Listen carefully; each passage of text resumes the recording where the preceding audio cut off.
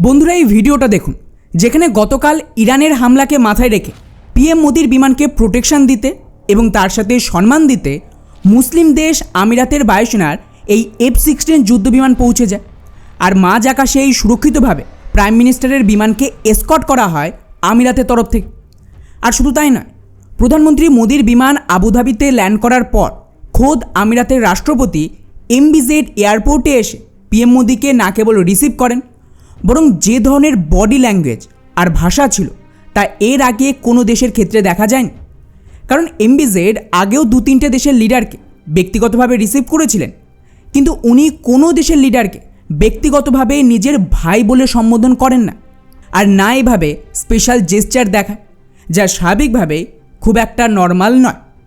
ফলে এখন এটাকে নিয়ে প্রশ্ন উঠছে যে হঠাৎ করেই কী এমন হলো যে এই কনফ্লিক্টের মাঝেও যখন ইরান ক্রমাগত আমিরাতের ওপর অ্যাটাক করছে, তা উপেক্ষা করে প্রাইম মিনিস্টার ইউরোপে যাওয়ার আগে কিছু ঘন্টার জন্য আমিরাতে ল্যান্ড করে। আর কেন এটাকে একটা ঐতিহাসিক ভিজিট বলা হচ্ছে? এখানে যে গেম শুরু হয়েছে লিটারেলি আমাদের দেশের কিছু লোকের এবং আমাদের প্রতিবেশী দেশগুলোর রাতের ঘুম উড়ানোর জন্য যথেষ্ট। কারণ আপনাদের হয়তো মনে আছে কি না জানি না, তবে আমি বারবার একটা কথা বলেছিলাম যে ধীরে ধীরে আমিরাত বা UAE ভারতের দিকে এমনভাবে শিফট করবে যে একটা সময় ভারতীয়রা UAEকে ভারত থেকে আলাদা অন্য কোনো দেশ হিসেবে দেখবেন, যাকে নিয়ে পাকিস্তানও চিন্তায় ছিল। আর ওদের তো পার্লামেন্টের সিনেটর খোলাখুলি বলেছিল যে আমিরাত অখণ্ড ভারতের অংশ হয়ে যেতে পারে। এখন UAE অখণ্ড ভারতের অংশ হবে কিনা সেটা তো জানি না, তবে গতকাল আমিরাতে কিছু দুর্দান্ত চুক্তি হয়েছে দুই দেশের মধ্যে, যা পুরো মিডল ইস্টের খেলাকে ঘুরিয়ে দিয়েছে। কীরকম? গতকাল ভারত আর UAE 3 থেকে 4টে বিষয়ে চুক্তি স্বাক্ষর করে, যাতে ভারতের ম্যাক্সিমাম যে সমস্যা সেটা মিটিয়ে দেবে আমিরাত, এবং এর জন্য ওরাই ফান্ডিং করবে, যার বিনিময়ে আমিরাত এখন আমেরিকাকে ছেড়ে ভারতীয় সেনার সিকিউরিটি পাওয়ার দিকেও প্রথম ধাপ এগোতে শুরু করে দিয়েছে। উদাহরণ হিসেবে বললে, প্রথমেই আমিরাত এখন ভারতে প্রচুর পরিমাণে ক্রুড অয়েল বা তেলকে মজুত করার গ্যারান্টি দিয়েছে, যাতে ভবিষ্যতে এই ধরনের ক্রাইসিস এলে ভারতের কোনো রকম সমস্যা হবে না তেলের সাপ্লাইয়ের জন্য।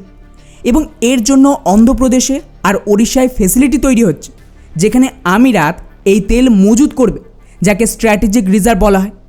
আর তার সাথেই ওদিকে আমিরাতের ভেতরে ব্যাকআপের জন্য ফুজাইরা নামক এলাকায় আলাদা করে একটা অয়েলের রিজার্ভ থাকবে কেবলমাত্র ভারতের জন্য। মানে শুধুমাত্র ভারত নয়, বরং আমিরাতেও এখন ভারতীয় অয়েলের রিজার্ভ থাকবে, যাতে ক্রাইসিসের দরুন এর থেকেই ভারত তেল ব্যবহার করতে পারে। আর এখানে UAE কতটা তেল মজুত করবে?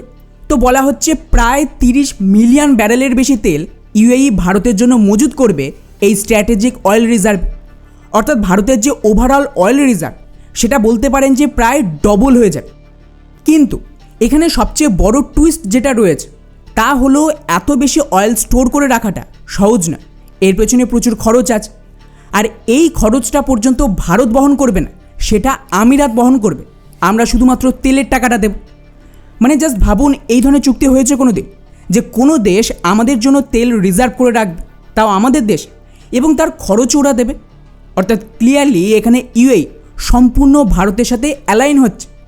আর এটার জন্যই ওরা কিন্তু ওপেক মানে সমস্ত তেল রপ্তানিকারক দেশের যে সংগঠন ছিল সেটা পর্যন্ত ছেড়ে দিয়েছে কয়েকদিন আগে। আর ওপেক থেকে বেরোতে না বেরোতে আমিরাত ভারতের সাথে এই চুক্তি করে।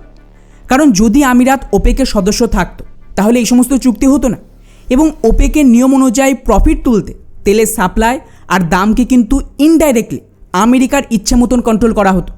অবশ্য আমেরিকা বলা উচিত নয়, আমার বলা উচিত ডিপ স্টেট, যার আওতায় 2018 সালে এই স্ট্র্যাটেজিক রিজার্ভের কথা হয়েছিল। কিন্তু সেই সময় খুব একটা লাভ হয়নি, কারণ আমিরাত সেই সময় ওপেকের সদস্য ছিল। কিন্তু এখন ওপেক ছাড়ার পর আমিরাত বলতে পারেন যে স্বাধীন হয়ে গেছে। তো পাল্টা ভারতও আমিরাতকে আশ্বস্ত করেছে যে ওরা যেহেতু ওপেক ছেড়ে দিয়েছে, তাই ওদের ম্যাক্সিমাম তেলের জন্য আলাদা করে কাস্টমার খুঁজতে হবে না, বরং ভারত সেই তেল কিনবে। আর শুধু তেল নয়, আমাদের LPG গ্যাসের ডিমান্ডও ব্যাপক থাকে, যার মেজরিটি আসতো কাতার থেকে। এখন এর সাপ্লাইটাও ওপেক দ্বারা অনেকটাই নিয়ন্ত্রিত ছিল, কিন্তু এখন ভারত আমিরাত থেকেই একটা বড় অংশের গ্যাসকে আমদানি করবে। এতে আমিরাতের ফায়দা হলো ওরা পার্মানেন্ট কাস্টমার পেয়ে গেল লং টার্মের জন্য, এবং ওরা এখন পুরোপুরি স্বাধীন। কোনো চিন্তা নেই যে ওপেক বা আমেরিকার থেকে চাপ আসবে, বরং এখন UAE একদম নিজের মত অনুযায়ী চলতে পারে। উল্টো দিকে ভারতের এখানে সুবিধা হলো ভবিষ্যতে যত সমস্যায় আসুক আমাদের কাছে রাশিয়া ছাড়াও একটা পার্মানেন্ট বন্ধু আছে যারা পিঠে ছুরি মারবেন। আর ফারাক পড়ে না বিশ্বে কী চলছে বা আমেরিকা কী চায়, আমিরাত এখানে সব সময় ভারতের ব্যাকআপ হিসেবে থাকবে এনার্জি সাপ্লাই করার ক্ষেত্রে। আর এখানেই শেষ না, আসল গেম তো এবারে। এই ভিজিটে দুই দেশ কিন্তু এই এনার্জি ছাড়াও স্ট্র্যাটেজিক পার্টনারশিপও করে নিয়েছে ডিফেন্সের ক্ষেত্রে, যেটা ইভেনচুয়ালি রাস্তা খুলে দেবে আমাদের সেনাবাহিনীর আমিরাতে মোতায়েন। এই চুক্তির আওতায় এমন একটা ক্লজ দেওয়া হয়েছে যাতে ভারত ওদেরকে হাতিয়ারের টেকনোলজি শেয়ার করবে, একসাথে মিলে দুই দেশ হাতিয়ার তৈরি করবে, এবং তার সাথে ভারত ইউএই সহ এই পুরো রিজিয়নের যে ন্যাশনাল সিকিউরিটি সেটা ভারতীয়ই মিলিতভাবে এনশিওর করবে।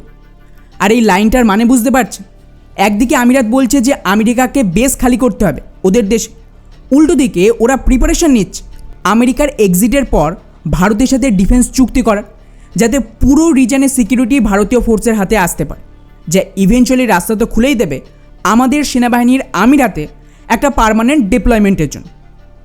অর্থাৎ সহজ ভাষায় বললে দুটো খুবই গুরুত্বপূর্ণ জায়গা, দেশের সিকিউরিটি আর ইকোনমি দুটোই আমিরাত ভারতের হাতে তুলে দেওয়ার পজিশনে চলে এসেছে। আর শুধু তাই না, আরেকটা ইন্টারেস্টিং ব্যাপার দেখুন, ওদের বিদেশ নীতি, যেটা ভারতকে ওরা কপি পেস্ট করছে। উদাহরণ হিসেবে কয়েকদিন আগেই আমিরাতের সবচেয়ে কাছের মিত্র দেশ পাকিস্তানের সাথে ওরা সম্পর্ক খারাপ করতে শুরু করে দিয়েছে, যার আওতায় হঠাৎ $3 বিলিয়ন লোন ফেরত নিয়ে পাকিস্তানের ইকোনমিকে ড্যামেজ করে, যেটা কিন্তু কোনো প্রয়োজন ছিল না। এবং তারপর পাকিস্তান থেকে টাকা ফেরত নিয়ে সেই টাকাটা এখন ভারতে ইনভেস্টমেন্ট করছে ইউএই, যেখানে ওরা বলেছে $5 বিলিয়ন ভারতে ইনভেস্টমেন্ট করা হবে। আর শুধু তাই নয়, কয়েকদিন আগে আপনাদের ভিডিও বানিয়েও বলেছিলাম যে আরব মিডিয়া আর পাকিস্তানের মিডিয়া রিপোর্ট করেছে বেছে বেছে কেবলমাত্র পাকিস্তানিদের ইউএই থেকে তাড়ানো হচ্ছে প্রাইম মিনিস্টার মোদির ভিজিটের আগে। এবং আপাতত যা রিপোর্ট এসেছে তাতে প্রায় 15,000-এর কাছাকাছি পাকিস্তানি কর্মচারীদের না কেবল কাজ থেকে তাড়ানো হয়, বরং ওদেরকে কিন্তু ইউএই থেকে ডিপোর্টও করা হয়েছে। অর্থাৎ স্পষ্টভাবে যেখানে যেখানে পাকিস্তানের আঘাত লাগতে পারে সেই সব জায়গায় আমিরাত অ্যাটাক করছে। ফলে এর থেকে সুবিধা কার হবে? ডেফিনেটলি ভারতে।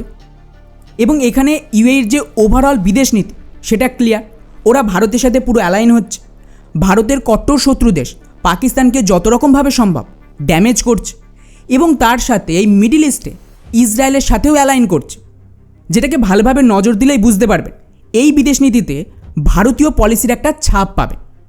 উপরন্তু আরেকটা বিষয় খেয়াল করেছেন কিনা জানি না, তবে ইরান অ্যাটাক করছে পুরো মিডিল ইস্ট ইনক্লুডিং ইসরায়েল, কিন্তু প্রাইম মিনিস্টার মোদি ব্যক্তিগতভাবে খুব অ্যাক্টিভ আমিরাতের ওপর হামলাকে নিয়ে, এবং উনি বারবার না কেবল আমিরাতের ওপর হামলার বিরোধিতা করছে, বরং এগেন আমিরাতে গিয়ে পার্টিকুলারলি ওদের ওপর হামলার বিরোধিতা করা হয়েছে যে এইভাবে ইউএইকে টার্গেট করলে ভারত তাকে অ্যাকসেপ্ট করবেন। মানে সাফ যে প্রায়োরিটি কাকে দেওয়া হচ্ছে। ফলে এই পুরো বিষয়গুলোকে পরপর যদি সাজানো হয় ছবিটা স্পষ্ট যে আমিরাত সম্পূর্ণ ভারতের সামনে সারেন্ডার করে দিয়েছে। তা না হলে ওরা ওপেক কেন ছাড়ল? এতে ওদের প্রফিট তো বেশি হতো। উপরন্তু এই ওপেক ছেড়ে ভারতের জন্য স্ট্র্যাটেজিক রিজার্ভও তৈরি করছে, আর তার জন্য নিজেরা খরচ চালাতেও রাজি, এবং এর মাধ্যমে এক প্রকারে ইনডাইরেক্টলি ঘোষণা করে দিয়েছে যে আমাদের গ্যাস আর তেলের প্রথম প্রায়োরিটি হবে ভারতকে দেওয়া। মানে আমিরাতে তেলের সাপ্লাইয়ের ওপর ভারতের একটা ইনডাইরেক্ট কন্ট্রোল আসছে, যার মানে দাঁড়াচ্ছে ওদের ইকোনমি অনেকটাই ভারত নির্ভর করা গেল। আর দুই হলো, ইকোনমি ছাড়াও দেশের সিকিউরিটি সবচেয়ে গুরুত্বপূর্ণ।